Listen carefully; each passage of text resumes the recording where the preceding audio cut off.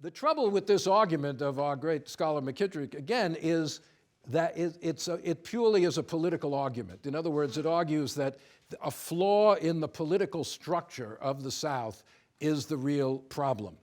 But another way of looking at it is the organization of Southern society itself generated policies which were counterproductive and also created irreconcilable opposition, which a different political structure might not have been able to deal with anyway.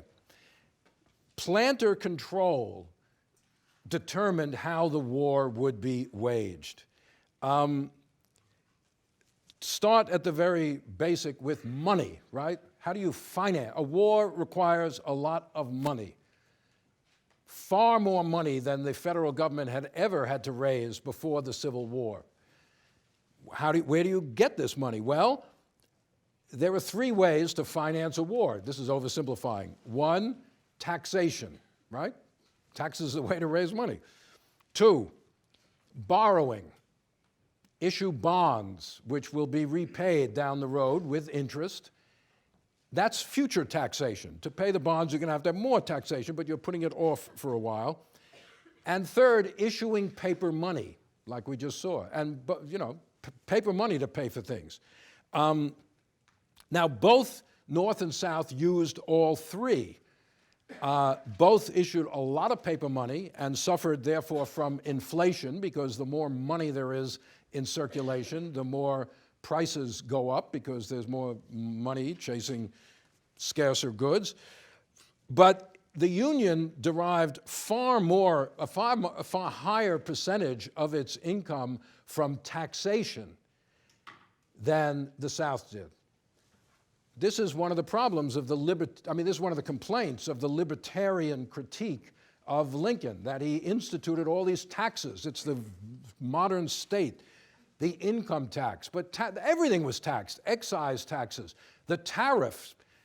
Yes, they raised the tariff to enormous levels in the Civil War, not because Charles Beard was there in 1860 saying the tariff is the cause of the war, but that's the way you raise money. You tax imported goods. Now, later, the tariff became a fixture to protect Northern industrialists, but it's instituted in the Civil War to get money to help pay the war. Then they issue a lot of bonds, but in the South, far more is from paper money. And in other words, what I'm saying is the planters didn't want to pay the taxes to finance the war they had themselves brought on. They're the ones with the money. If you're going to tax people in the South, the planters are going to pay the bill. Yeah, you could tax merchants. You could tax poor people, but you're not going to get much money by doing that. The planters have the money, and if you have a tax system, you've got to go after where the money is. But they didn't want to pay taxes. I mean, I can well understand that, but that created a great problem for the Confederate finance system. They did eventually, now also, as we'll see next time, the paper money issued in the North was declared to be what they call legal tender. That is to say, you've got to accept this money. I don't care if you don't think it's worth anything. If I owe you money, I borrowed money from you. Yeah, see that guy? I can borrow a lot of money. Let's say I borrowed, but I borrowed before the war, it's gold, or it's money backed with gold. That's real money. Now, I've got all this paper money, it's legal tender. I can pay you back with this money. Creditors run for the hills. They don't want to be paid back in money which is worthless. But nonetheless, legally you can. So that makes the money acceptable everywhere. It's legal tender. The South did not make their paper money legal tender. Therefore, you could accept it or not as you saw fit, which meant its value deteriorated far faster than in the North, because people just wouldn't accept it unless they were, strong patriots, et cetera, et cetera.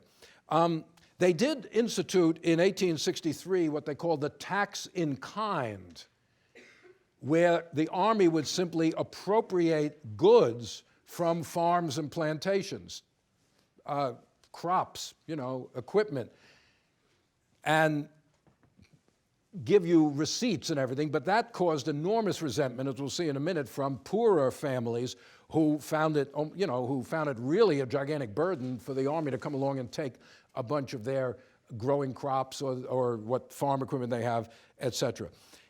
The main economic resource of the South, of course, was slaves, but also cotton. And they could never figure out what to do with their cotton. That was the most valuable thing they had. Some people said the government should just seize all the cotton. The crop of 1860 was gigantic, 4 million bales. The government should appropriate that cotton and sell it overseas, and that's the way to get money. Cotton, even though there's a blockade, it's not very effective. But they actually took the opposite plan, which was the cotton embargo. Because remember, the king cotton idea had gotten very deeply built into the Southern psyche. The notion, as Hammond said, cotton is king. No power on earth dares to make war on cotton, 1858.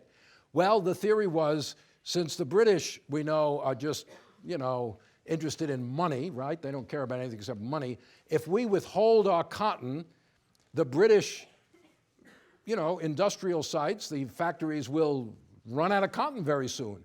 And they'll start losing money, and they'll have to throw people out of work. It'll cause all sorts of disruption in Britain, and they will be forced to recognize the Confederacy. This will be a, sort of like today, with our economic sanctions we've put onto Russia, which usually don't really work all that well, but that use the economic power to force another country to do something you want them to do.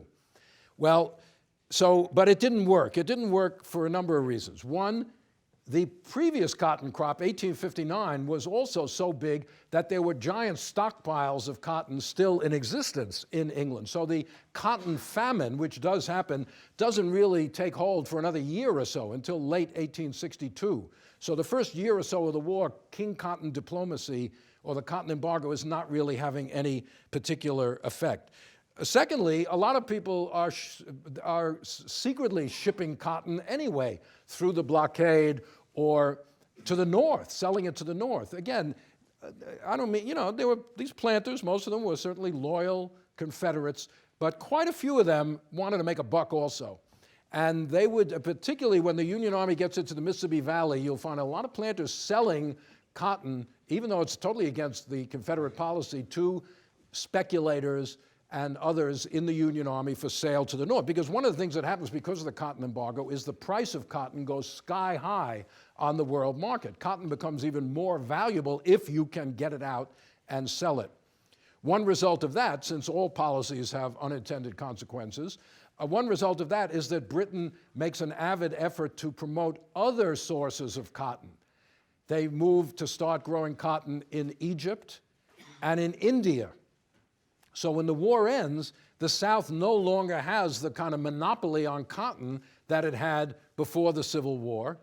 And that means, this is down the road, we'll see, in the late 19th century, there's a giant overproduction of cotton in the world. Cotton is no longer as valuable in the South in the late 19th century because it's being produced in many, many places now, and far more of it than is really needed. So after the war, the price of cotton goes down to almost nothing by the 1890s. Nobody understood, knew this when the war was going on, but one of the effects. But as the war goes on, the economic situation in the South deteriorates, partly because the areas under Northern control grow in size and economic resources are taken away from the South and now under Northern control. There's scarcities of all sorts of goods. Salt, interesting book long ago about salt in the Confederacy. Doesn't seem that interesting, salt. But salt was essential for preserving meat, right? That's how they killed their hogs, and they preserved it as bacon and other stuff over the winter. But without salt, you couldn't do that, which was a tremendous hardship to poor families. Another book about ersatz, in other words, artificial things. When they ran out of leather, they made shoes out of cardboard and stuff, always trying to substitute. So scarcity was a problem, inflation was a problem, the excessive issuing of paper money was a problem. By the middle of the Civil War, you have, wait a minute, let's see if we can find it. There it is. This is the Mobile bread riot of 1863, where a crowd of women, McCurry talks about this kind of thing, a crowd of women is rioting for bread or peace, they say. This is a fanciful lithograph from a newspaper at the time. It's not an eyewitness account, but it's these Richmond, Mobile, these bread riots where women took to the streets because they couldn't feed their families. And it just shows the economic disruptions that were going on in the South.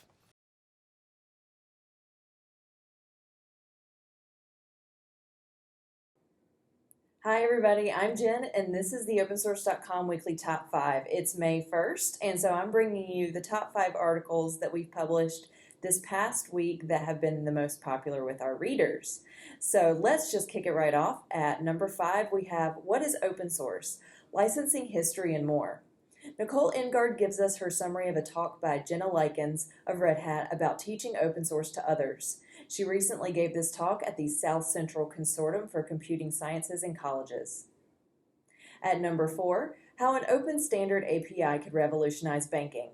Noelle Peatfield tells us how open bank data will give us the freedom to access all banks in real time and from a single view, automatically calculating the best deals in complete transparency. This could be a significant step forward for social good by giving people more control over their finances. At number 3, the benefits of Radius over LDAP. Nick Owen wants to propose a better authentication protocol than LDAP. It's called Radius, and Nick tells us that it's incredibly simple to configure and supports more functionality than LDAP, but it is often not considered by developers that are creating enterprise-oriented software. However, it is supported by Cisco, Checkpoint, Netgear, Apache, PAM, every two-factor authentication vendor, every VPN provider, and more. So maybe it's time you learn more about Radius. At number 2, PyCon 2015 Conference Report and Video Roundup. This year's Python conference, called PyCon, was held in Montreal from April 8th through the 16th. That's 9 days of Python goodness. So what did attendees do the whole time? Well, it's broken up into segments. The first 2 days were dedicated to the Tutorials and Language Summit. Then there were 2 days of conference talks, and finally, sprints and working sessions comprised the last 3 days. Pierre Yez-Chibon, a Fedora web application developer, gives us a report and a video roundup of the talks in this article. Finally, at number 1, an open source e-commerce friendly CMS. Like many great open source projects, MicroWeber was born out of a problem. Boris tells us about MicroWeber. It aims to take the complexity out of building a website, online shop, or blog through a combination of drag and drop and real-time WYSIWYG site edits. Check out this flexible CMS on our website. All right, that's it, everybody. Thanks so much for joining me for this quick top 5, and hopefully I will see you again next time.